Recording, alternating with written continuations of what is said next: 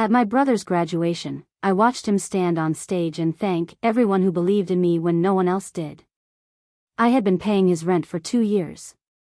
When I brought it up later, he rolled his eyes and said, "Stop making everything about you." I disappeared from his life that day, and 3 years later, he was sitting outside my office, crying in the rain, waiting for a chance I wasn't going to give. I'm 34 years old, living in Harrisburg, Pennsylvania. I work in a small but busy law firm downtown. I'm not rich, but I'm stable. I've worked my ass off since I was a teenager. I've never had anyone hand me anything. Everything I have came from long nights, skipped vacations, and saying no to things I couldn't afford. My younger brother, Evan, is 8 years younger than me. We grew up in the same house but completely different lives. He was the favorite. No question. Our parents treated him like the golden child from the minute he could walk. He was the one with the big smile, the charm, the jokes. I was just the older, quieter one in the background. Our dad died when I was 18. Evan was 10. It hit us hard, but it hit us in different ways. I started working 2 part-time jobs to help our mom. Evan started acting out. Bad grades, smart mouth, hanging with the wrong kids. While I was stocking shelves at giant food store, Evan was skipping school and blaming teachers for everything. Still, I always felt responsible for him. I don't know why. Maybe because no one else seemed to be. Fast forward a few years. I put myself through community college, then transferred to Temple. Got a job in Philly after graduation. Moved up little by little. Meanwhile, Evan barely graduated high school. He didn't have a plan, just excuses. Then out of nowhere, he said he wanted to go to college. I was shocked. He said he wanted to turn things around. Said he needed a fresh start. And I believed him. He got into a small liberal arts school in Lancaster. Tuition was covered by grants and loans. Housing wasn't. He needed an apartment. Said he didn't have anyone else to ask. I co-signed. I paid the security deposit. I figured he'd get a job and take over after the first few months. That didn't happen. Month after month, there was always a reason. He couldn't find the right job. His class schedule was packed. He was sick. His roommate flaked. It never ended. And I kept covering for him. Rent, groceries, his phone bill, textbooks. I even bought him a used laptop when his old one died. I told myself it was temporary. That it was just until he got his feet under him. He always promised he'd pay me back. He never sent a dime. Still, I stuck around. I drove out to visit him, brought him groceries, checked in when he was quiet for too long. Most of the time, he didn't answer my texts unless he needed something. But I kept showing up. Then came his graduation. He sent me the invite a week before. No details, just the date and time. I took a half day off work, drove 2 hours, and showed up with a decent shirt and a card with a $200 Visa gift card inside. Dumb, I know. I sat in the back. He never saved me a seat. He didn't even wave when he saw me. I thought maybe he was nervous. I waited. Then he went up to give a speech. That's when it happened. He stood up there, in front of hundreds of people, and said, "I want to thank my professors, my friends, and everyone who believed in me when no one else did." That was it. Not even a glance in my direction. Nothing. I just stared at him. It felt like getting punched in the stomach in slow motion. Afterward, I found him outside, taking photos with his friends. He acted like I was just some distant cousin who showed up uninvited. "Oh hey," he said. "Didn't think you'd make it." That hit me too. I took a breath and waited until we were walking to his car. Then I said it. "I was a little surprised you didn't mention me." He didn't stop walking. He didn't even look at me. He just said, "It wasn't personal." 2 years of rent, I said. He rolled his eyes. Jesus, can you stop making everything about you for once? I stopped walking. He didn't. I'm serious, he said. You chose to help me. That doesn't mean I owe you my life. I didn't say anything else. I just turned around, walked back to my car, and drove home in silence. That night, I blocked his number. Blocked him on everything. Emails. Social media. All of it. I never responded to his calls or messages again. I didn't make a scene. I just disappeared from his life. And I didn't tell anyone why. 3 years passed. In that time, I got promoted twice. I became part owner of a small law firm with 2 former classmates. We were doing well. I bought a condo in Midtown. Cleaned up my finances. Finally took a vacation for the first time in 6 years. Evan didn't exist to me anymore. I heard from our mom that he dropped out of grad school. Got fired from 2 jobs. Burned through roommates. She didn't know where he was half the time. I kept my mouth shut. Then one rainy Thursday afternoon, I was leaving my office when I saw him. He was sitting across the street on a bench. Soaked. Hood up. Head down. No umbrella. Just sitting there in the cold, staring at the building. I didn't even recognize him at first. He looked thinner. Pale. He hadn't shaved in a while. His shoes were falling apart. I stopped at the door. He looked up and saw me. He didn't wave. He didn't get up. He just stared. And then the tears started. Real ones. Not a show. Not a performance. Just quiet crying. The kind you can't fake. I stood there. Watched him through the glass. I didn't move. He stayed there for almost an hour. Then he walked away. I didn't open the door. And I didn't feel guilty.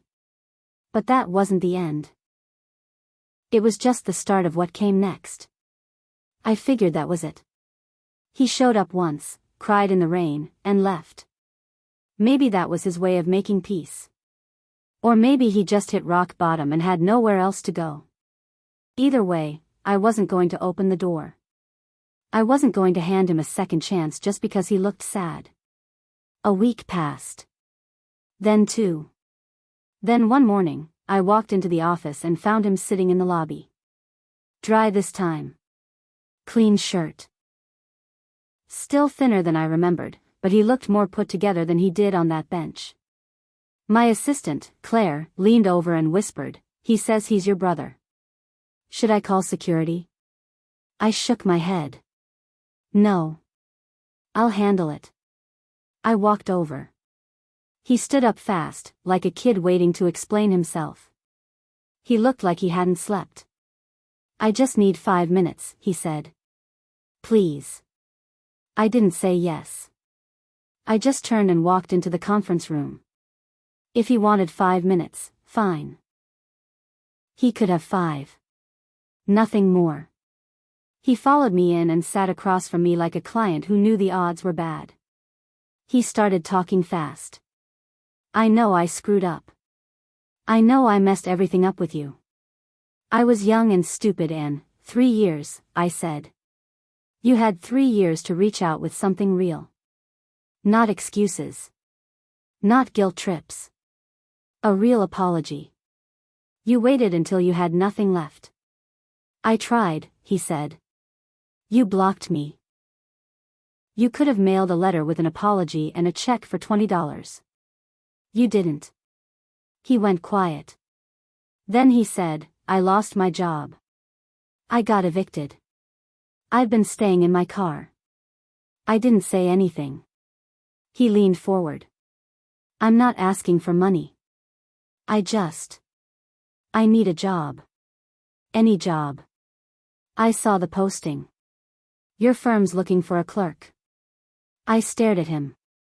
"You think you can just walk into my office, after everything, and ask me to put your name on my payroll? I'll do anything. Clean floors. Run copies. I'll work for half the pay. Just give me a shot.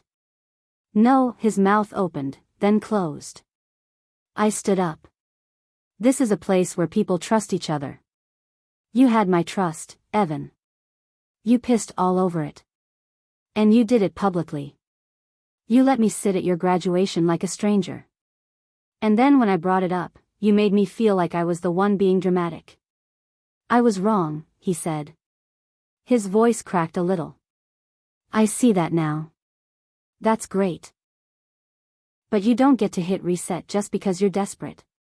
Actions have weight. And you spent years showing me exactly who you are. I walked to the door and held it open. He stood there, eyes wet, jaw tight. Then he whispered, "You're still punishing me." No. I'm done with you. That's not punishment. That's just peace. He left. But that wasn't the end either.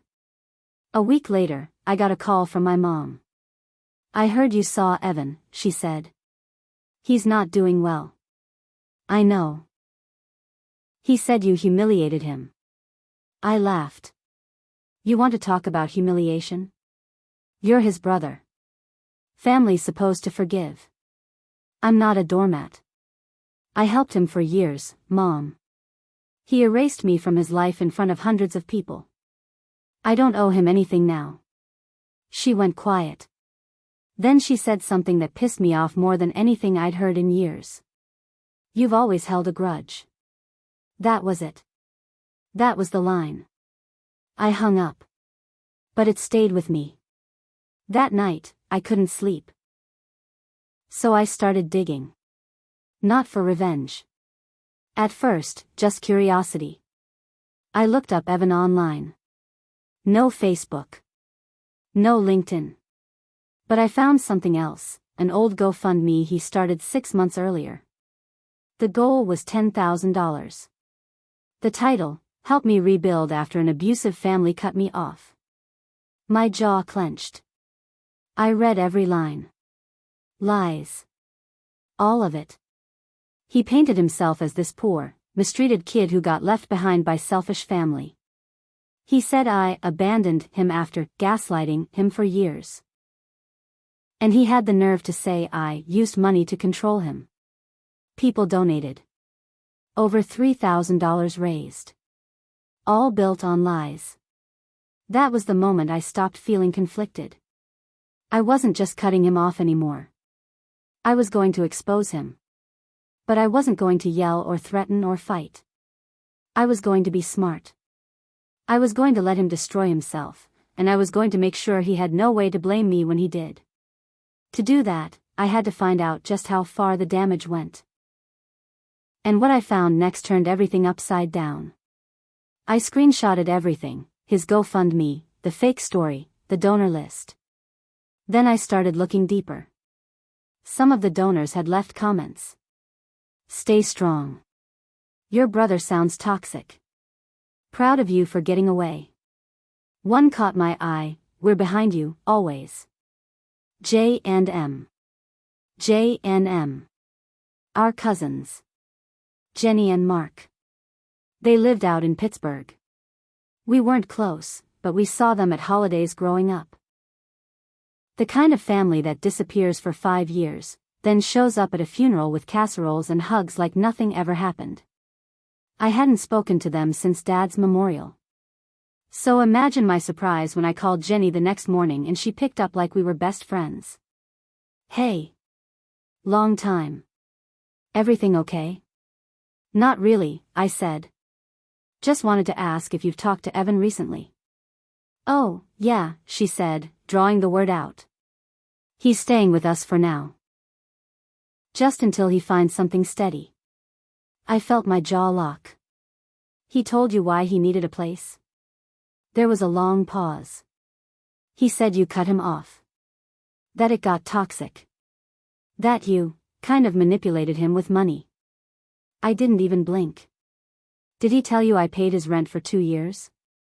That I drove across the state for his graduation? That he looked me in the face and told me I made everything about myself after he erased me from his life in public? Silence. Did he mention the GoFundMe? Another pause. No. What GoFundMe? So I told her everything. Not emotionally. Just facts. When I was done, she was quiet for a long time. Then she said, "Jesus Christ." Yeah. She hung up soon after, said she'd handle it. I didn't expect much. Families cover for each other, even when they shouldn't. But 3 days later, I got an email from Evan. Subject line, "Congratulations. You win." I opened it.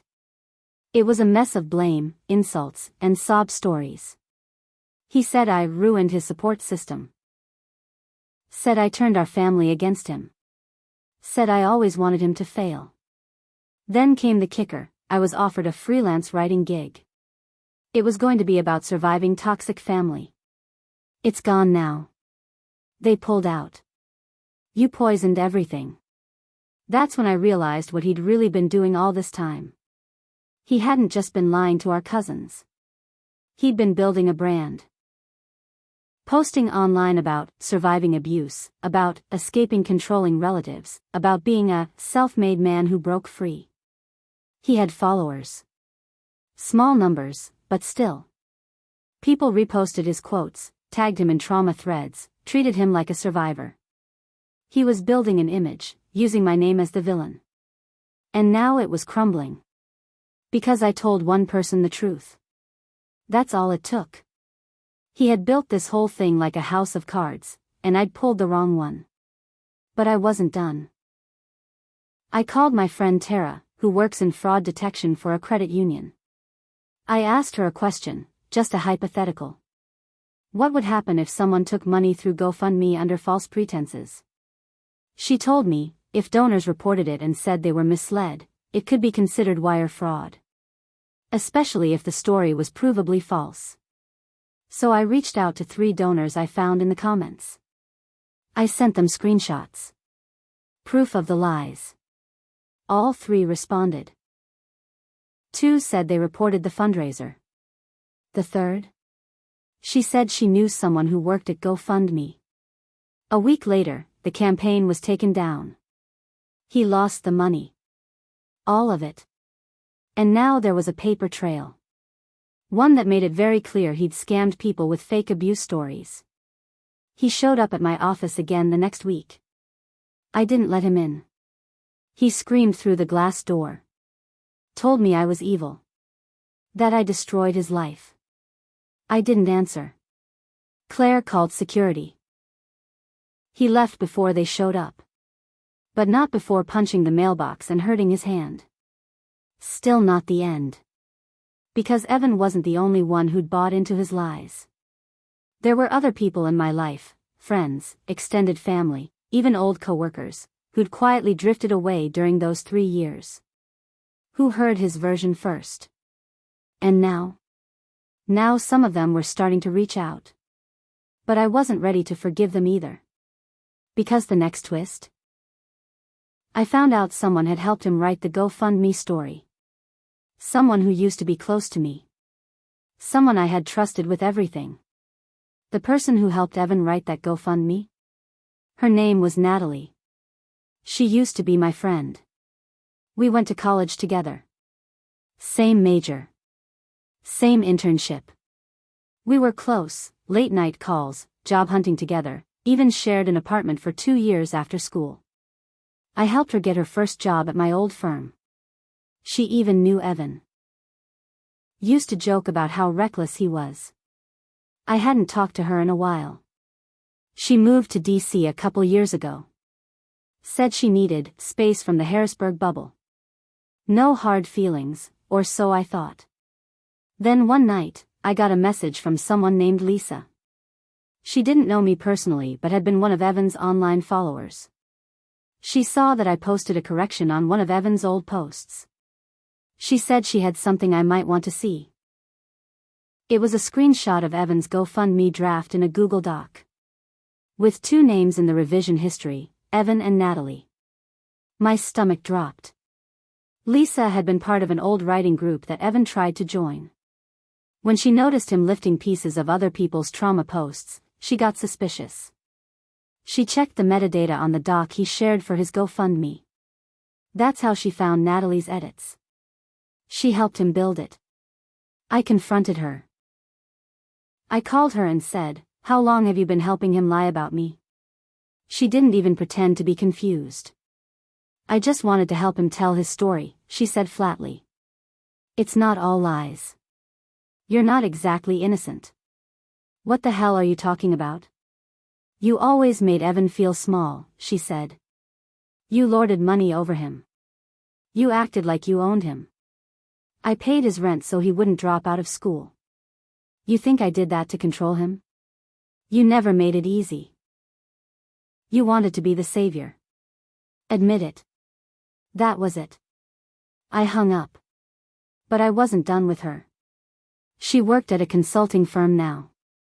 Big name. Fancy title. On her public LinkedIn profile, she listed nonprofit fundraising experience as a skill. Underneath, she mentioned advising on several successful campaigns for people in crisis. One of them? Evan's GoFundMe. With the title and link still live in her portfolio. All I had to do was take screenshots. I sent them, anonymously, to her company's ethics team, along with Lisa's info and screenshots of the fraud report on Evan's campaign. I never heard back. But 2 weeks later, her LinkedIn went dark. Then her profile was gone. She got fired. I didn't even smile. I just sat with it. Let it settle in. Evan? He went silent for a while. Until the police showed up. Turns out one of the donors he scammed was a retired lawyer. Big name in Philadelphia. Gave him $500 and never let go of the receipts. When he found out it was fraud, he didn't just file a complaint, he pushed it hard. Evan got charged with wire fraud. Nothing huge, just enough to force him into court. When the charges were announced, I didn't attend the hearing. I didn't need to. But I sent the article to Mom. She didn't reply. I think that was the day she finally realized I wasn't the villain. She called a week later. She didn't say sorry. But she said, I didn't know the whole story. That was as close as she could get. I let her have it. Evan pled guilty. He avoided jail by agreeing to probation, community service, and repaying what he could. But it wrecked his rep. His social media went dead. No more trauma quotes. No more fanboys reposting his survivor story. He moved back in with Mom. Last I heard, he works nights at a shipping warehouse outside York. Doesn't own a car. Uses a bike. He asked about me once. Wanted to know if I'd ever speak to him again. I told Mom the truth. I said, I'm not angry anymore. I just don't care. He's not my brother. He's just a guy I used to know. She cried a little. But I didn't. As for me, I moved forward. I deleted every photo with him. I removed him from my emergency contacts. I rewrote my will.